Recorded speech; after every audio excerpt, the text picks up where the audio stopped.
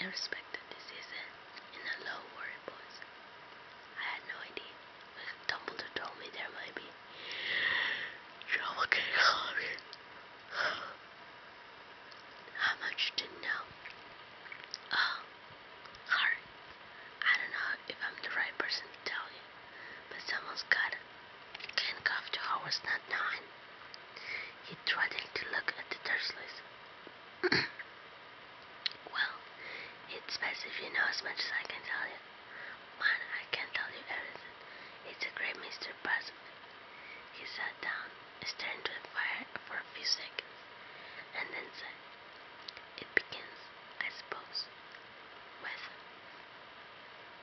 a person called. But it's incredible you don't know his name. Everyone in our war knows. Who? Well, I don't like saying a name if I can help it. No one does. Why not? Gulp gargled Harry, before I was scared. Blimey, this is difficult. See, there was this wizard who went bad as she could go. Worse than worse. His name was. Harry gulped, but no words came out. Could you write it down? Harry suggested. Nah, can't spell it. Alright, Voldemort. Harry shrugged. Don't make me say it again. Anyway, this wizard about 20 years ago now started looking for followers. Gotta do. Some were afraid. Some just wanted a bit of his power, because he was getting himself power, alright. Dark days, Harry. Didn't know how to trust. Didn't dare to get friendly with strange wizards or witches. Terrible things happened. He was taking over. Of course, some stood up to him. He killed horribly. The only safe place left was Hogwarts. And Dumbledore's the only one who was afraid of. Didn't dare try taking the school, not just then anyway. Now, your mom and dad were as good as a witch and a wizard as they ever knew. Head boy and girl at Hogwarts in their day. Suppose the mistress, why who never tried to get him on his side before, probably knew they were too close to Dumbledore to want anything to do with the dark side. Maybe he thought he could persuade him. Maybe he just wanted him out of the way. All anyone knows is he turned up in the village where you was all living. A Halloween 10 years ago. You was just a year old. He came to your house and Harry suddenly pulled out a beard, spot a handkerchief, and blew his nose with a sound like a foghorn. Sorry, he said, but his dad said, near mom and dad, and nice people, yeah, couldn't find. Anyway, nice people, you couldn't find. Anyway, you know who killed, and then, and this is the real mystery of the thing. He tried to kill you too. Wanted to make a clean job of it, I suppose. Or maybe he just liked killing, but he couldn't do it. Never wonder how you got that mark on your forehead. That was no ordinary cut. That's what you got with a powerful evil card. Touches you.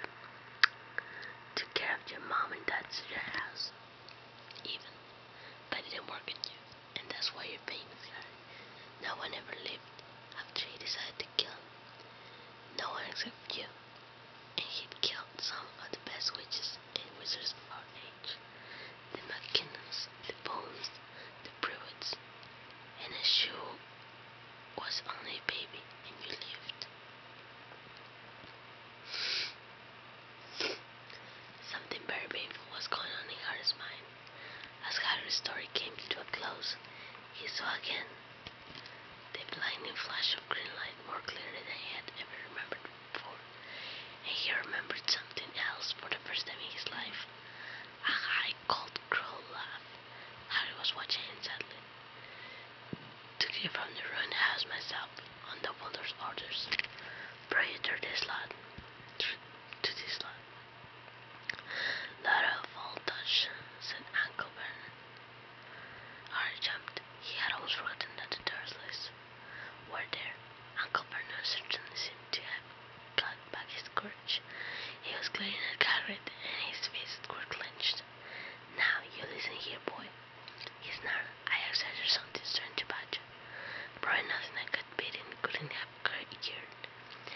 And as for all this about your parents, well, they were weird as non-hiding, and the world's better off without them, in my opinion. As for all the God, getting mixed up with these wizard types. Just what I expected. Always knew they'd come to stick in. But at that moment, Harry leapt from the sofa and drew about her pink umbrella from his coat, pointing at it down Copernic like a sword. Sword. He said, I'm warning you, Dursley. I'm warning you one more word. The danger of being speared on the end of an umbrella by a bearded giant. Uncle Vernon's courage failed again. In danger. He flattened himself against the wall and felt silent.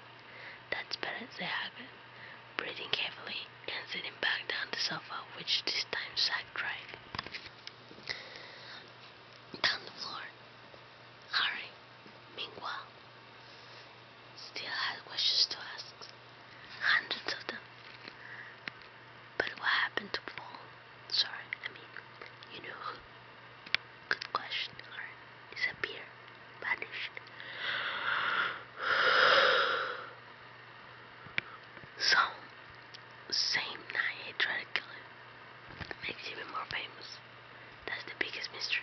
See, he was getting more and more powerful. Why did he go? Some say he died. Got swallowed, in my opinion. Don't know if he had enough human left in him to die. Some say he's still out there, being his time. But I don't believe it. People who wasn't on his side came back to ours. Some of them came out of kind of trances. The Aragorn couldn't have done it if he was coming back. Most of our guys are still out there, somewhere, but lost his powers. Too weak to carry on. Cause something about you finish him. Something about you finish him. There was something going on that night he hadn't counted on. I don't know what it was, no one does, but something about you stumped him alright.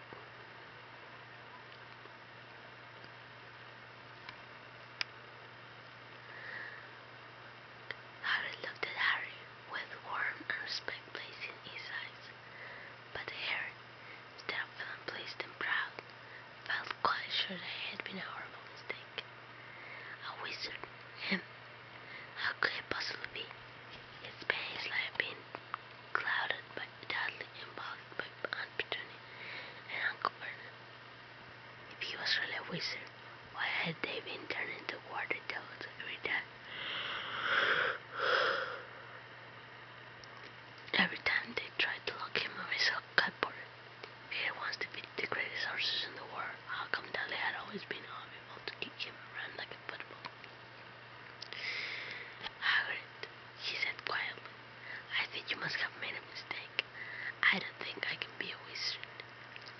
To his surprise, Harry chuckled. Not a wizard, huh? Never made things happen when you were scared or angry. Harry looked to the fire. Now he came to think about it.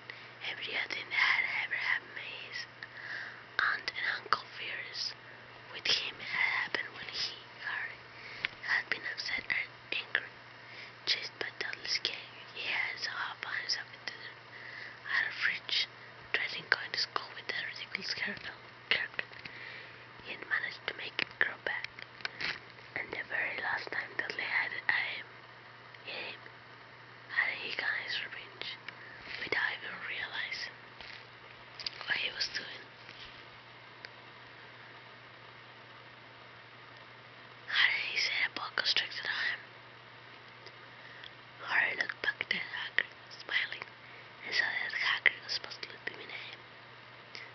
See, said Hagrid, Harry Potter not a wizard. You wait, you'll be right by himself. But Uncle Vernon wasn't going to give in without a fight. Haven't I told you he's not going? He hissed. He's going to Stonewall High, and he'll be grateful for it. I've read those letters, and he needs all sorts of rubbish. Spell books and wands, and if he wants to go, a great muggle like you once time, growled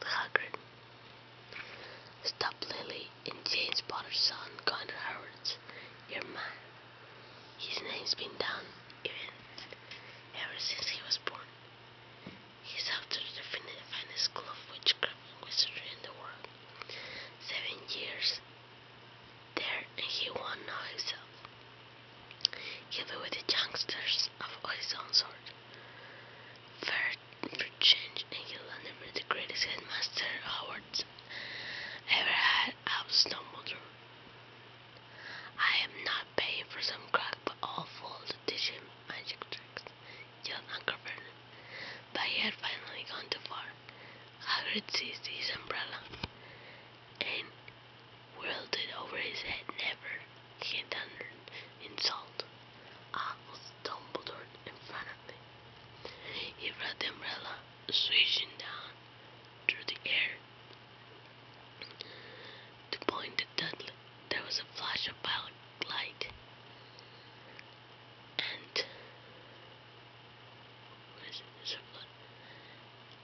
a sound like a firecracker, a sharp squeal, and the next second Dudley was dancing on the spot with his hands clasped over his fat bottom, howling in pain. When he turned his back on them, Harry saw a curling pigtail poke through the hole in his trousers. Uncle Vernon roared, pulling Aunt Petunia and Dudley into the other room. He came cast one last terrified look at Hagrid and slammed the door behind him. Harry looked down at his umbrella and stroked his beard. Should have lost my temper, he said ruefully, but it didn't work anyway. Meant to turn him into a pig, but I suppose he was much a pig anyway. There wasn't much left to do. He cast a sideways look at Harry under his bushy eyebrows. Be grateful if you didn't mention that to anyone else, he said. I am not supposed to do magic, strictly speaking. I was allowed to a bit to follow you and get your letters to you and stuff. One of the reasons I was so keen to take you on the job. Weren't you supposed to do magic? Asked Harry. Oh, well, I was a Hogwarts myself, but I got expelled. To tell you the truth, I'm in my third year. They snapped me once in half.